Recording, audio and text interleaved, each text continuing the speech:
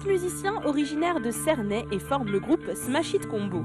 4 d'entre eux m'ont donné rendez-vous au Tigre de Célestat pour parler de leur musique et du mélange audacieux qu'ils opèrent entre métal et hip-hop.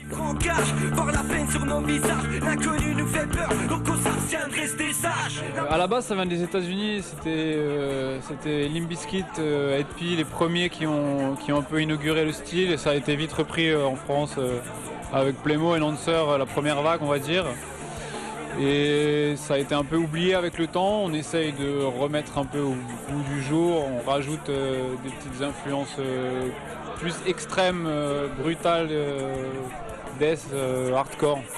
La mort nous horrifie, nos armes la glorifient. À peine descendu de l'arbre, on fait couler le sang et les larmes. La douleur qui nous aveugle est la meilleure thérapie. L'homme est assis sur son trône, au royaume l'hypocrisie. L'intérêt des SHC, c'est qu'on puisse mélanger tous les styles. C'est vraiment une rencontre entre toutes nos différences, c'est-à-dire musicales vraiment, aussi bien au niveau du hip-hop, aussi bien au niveau du métal, du hardcore, peu importe. En fin de compte, c'est ça tout l'intérêt, c'est qu'on va pouvoir modeler, mélanger tout ça et ça va du traditionnel hip-hop. Est-ce que vous écoutez beaucoup de rap? Voilà, on écoute aussi beaucoup de rap. On aime bien le rappeur qui fait la chronique actuellement un peu partout, là, Orelsan. Il y a plusieurs choses qui nous influencent.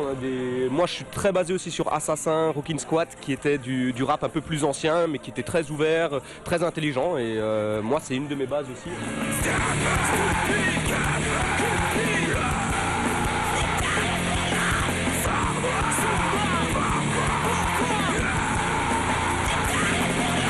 C'est vrai que les scènes avec Lancer, elles ont été assez marquantes. On a vraiment fait des choses bien. On a eu un public qui était super réceptif parce que forcément, on était un peu dans le même domaine et les deux s'associaient bien. Donc derrière, les gens, ils ont suivi, ils ont poussé et c'était des moments mémorables. Pendant le concert, avant le concert et après le concert, ça a été mémorable. C'est des super souvenirs quoi. Mais après, c'est vrai qu'on a fait des super scènes comme l'Esprit du Clan. On a même joué une fois avec Black Bomba. On a fait des trucs super sympas avec SHC. Donc tout ça, ça reste gravé à tout jamais dans la tête. Ça c'est clair. C'est l'occasion de rencontrer des gens aussi. Je pense à votre dernier album qui a été produit par Stéphane Duriez et Christophe Edrich. Ah oui, bien sûr, ouais, c'est clair. Ça c'est une super expérience aussi. C'est de travailler avec des personnes qui ont un autre recul au niveau de la musique, une autre expérience, vraiment de la bouteille derrière. Et ça nous a permis effectivement de voir d'autres horizons, de nous conseiller. Et tout ça, ça joue à fond, et c'est clair. Et ça a permis d'avoir, je pense, la diversité qu'on a au niveau du son, au niveau de la mise en place.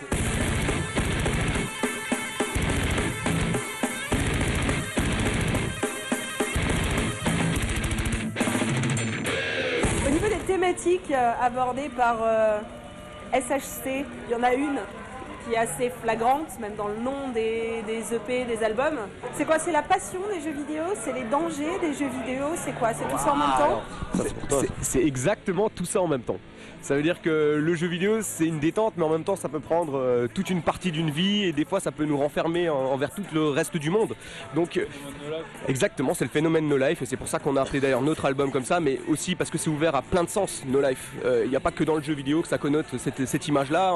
Quelqu'un qui reste chez lui 24 heures sur 24 à regarder les informations, à rien faire de sa vie, c'est aussi un No Life. Il est coincé dans son canapé, il fait rien du tout. C'est un peu la même vision. C'est ça qui était très important. On voulait jouer sur les deux parties. Mais c'est clair, à vrai dire, on est tous quand même de très très gros gamers. Maintenant, je pense que ce qui est bien avec aussi nos thématiques, c'est qu'on dit aussi bien le côté positif que le côté négatif. On s'en cache pas. On sait très bien que tout n'est pas noir, tout n'est pas blanc. Donc il y a toujours des tonnes de nuances. Et voilà. Donc, mais ouais, on est des sacrés gamers en plus, quoi. Donc. Ouais. On fait pas dans la tendance, donc on rappe assez fort pour que tout le monde entende. Et en redevant, dans le métal en général, on kiffe pas notre style. Nous la zig, c'est du fight, chaque concert une bataille. Pas de passage en anglais, pas de dans le couplet. Faire, je refais, pour de couplet, et nous refait. C'est vécu l'Africana, mais tu n'es certes que là. Mentalité de crevard, c'est pour ça que ça chemin. Revendique, soit complet, laissez trop d'idées. Donc prétexte, des réflexes, on s'écarte du contexte. Le clip nous a beaucoup aidé pour la promotion. On a eu presque 20 000 visionnages du clip, donc ça a pas mal changé quand même depuis qu'on l'a mis en ligne. Et ouais, je pense qu'aujourd'hui, avoir un clip, c'est vraiment quelque chose d'indispensable pour un groupe qui veut se développer. Nous, on essaie de faire le plus de clips possible. On va en faire un troisième là parce que Ça change beaucoup les visites, la renommée du groupe et tout ça. Tout à fait, mais on a tout ce qu'il faut comme autorisation pour être ici. Oui, oui, tout à fait, la mairie.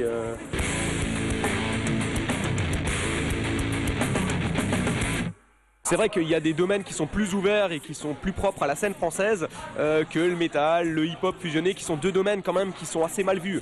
Le hip-hop en lui-même, c'est quand même quelque chose on a automatiquement une image de connotation violente. Le métal, c'est un peu pareil aussi, mais dans un autre sens. Donc ça nous aide pas trop. C'est vrai que ça nous ouvre pas beaucoup de portes, mais bon. On fait avec, hein, vous inquiétez pas, on va les ouvrir. Hein. Dans ces diagnostics, on veut du changement, freiné par la tolérance, c'est navrant.